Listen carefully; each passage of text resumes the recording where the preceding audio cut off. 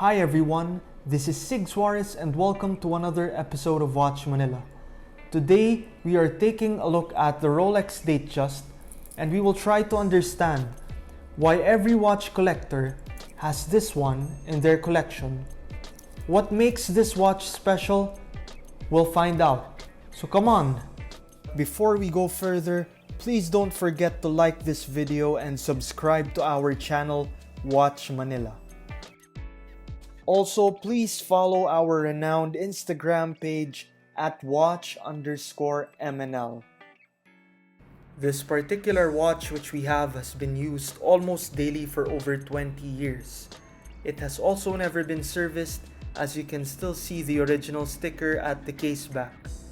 Aside from the daily bruises and dings, this watch clearly shows everyone why a Rolex is indeed perpetual.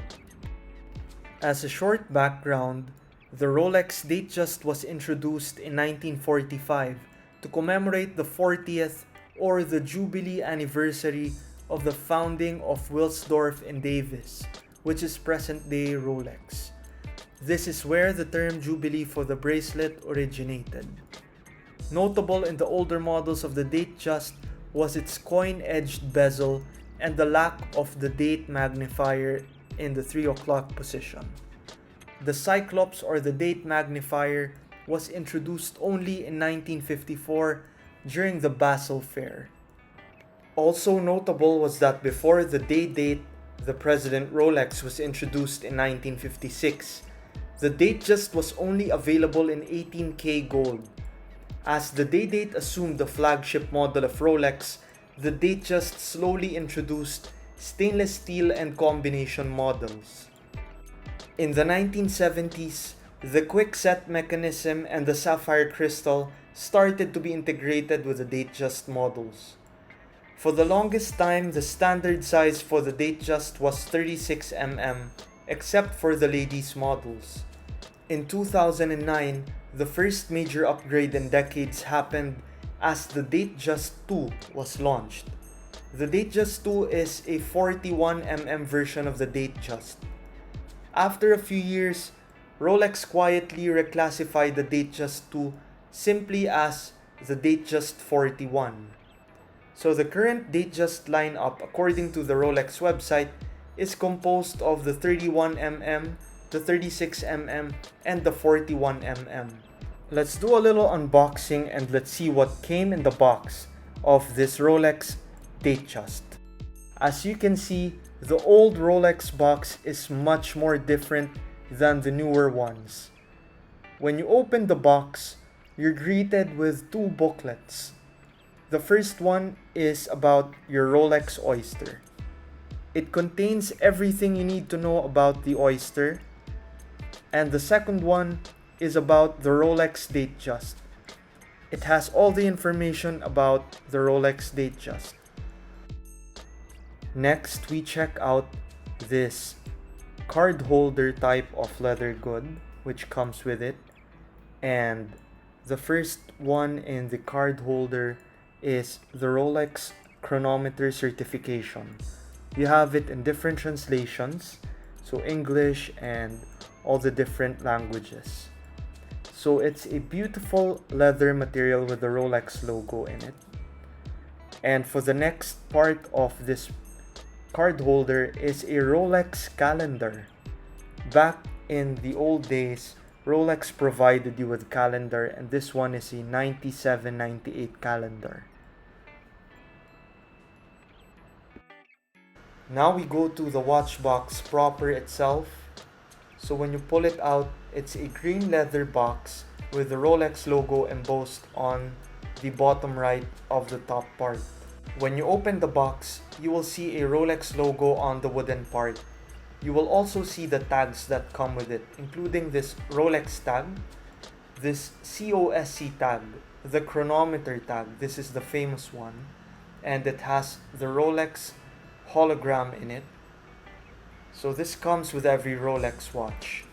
You will see it as a chronometer. And it also comes with the extra links. So other than that, you have this flap which should have contained the watch, but we're wearing it right now, so yeah. Okay, enough with the box, and let's now go to the watch itself.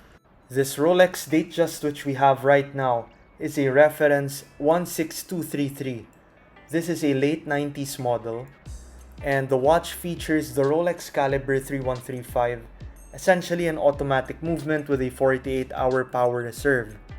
The watch size is 36mm as mentioned earlier, and the face features the pyramid dial, which is not often seen in Datejusts. To pair with the pyramid dial, the watch features Roman numerals as the hour markers. The crystal is synthetic sapphire with a magnified date window. Surrounding the dial is a gold fluted bezel, and as can be seen, this model has no more visible lug holes, which makes it cleaner and more refined. The bracelet is a combination of stainless steel and 18K gold, which is what Rolex calls the roll sore. The clasp features the Rolex logo in it, and you can easily resize the watch by adjusting the pin in the clasp. Enough with the details. So is this watch good or bad? If you can take a look at it, the size is 36mm, which is at the perfect spot. By today's standards, the size may look small. However, let me remind you that watches are slowly rationalizing back to smaller sizes. You see the Watches and Wonders this year. A lot of watch companies such as IWC have rolled back, and even Rolex with their Explorer, they have removed the 39mm and they're now back to the 36mm Explorer. In any case, the 36mm will always be in the middle of the range of decent watch sizes. It's a perfect fit for my wrist, and you are guaranteed that the 36mm will never go out of style and function.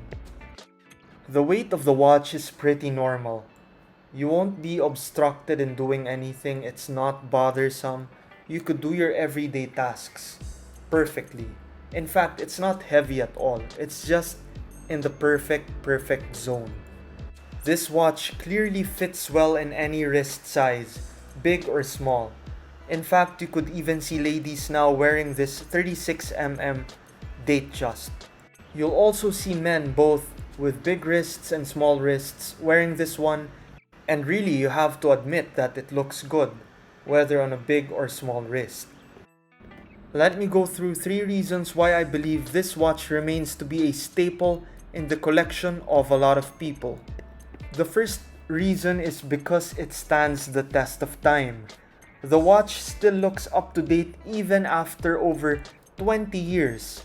The great thing about a Rolex is that a 2021 model will likely not differ much from a 1960s or a 70s model. The observation is true in almost all models. Compare the old and new versions of the Submariner, the GMT, the Day-Date, and other models. You'll be surprised to see that at least 80% of the design aspect are still intact after half a century. This is one aspect which makes the Rolex design a timeless one. We have here 2 Rolex Datejust models. This one is from the 1960s. It's a reference 1601, and this one is a reference 16233. It's from the 1990s. What is the difference between the 2 watches, aside from the age? The basic difference from the outside is simply the glass. This one has a plexiglass, and the 1990s version onwards, actually even earlier, they were fitted with this sapphire crystal. But all others, they essentially remain the same. And of course, you get an upgrade on the movement here and there. You get an upgrade on the quality of the materials. But then again, these two are pretty much similar. In terms of the movement, without getting too technical, we notice that 2 things which the old Datejust doesn't have are simply the quick set function and the hacking mechanism. Other than those mentioned, the old and the new Datejusts are very similar and are as reliable as ever. This goes to show that the Datejust stands the test of time. The next reason why people love the Datejust is that because it is very reliable. This model, which is the 16233, has never been serviced and has been used practically as a daily watch for over 20 years. And there's been no problem aside from the usual scratches and dings. So I do not advocate waiting for 20 years before you get your watch serviced, but for the sake of this review, we can see that even without service for 20 years, this watch still runs well. This is a testament to the quality of Rolex. The last reason is that it is very usable. This is one watch which can be worn both in casual and formal environments. The blend of the ruggedness and the sophistication in the design makes the watch very versatile. No wonder before the obsession of people with the steel Rolex models, the Datejust was the standard Rolex which everyone had to have. I recall that in my Q&A video I said that the Rolex Explorer is a perfect one watch, but I will also argue that the Rolex Datejust is equally as capable and equally as perfect as a one watch collection.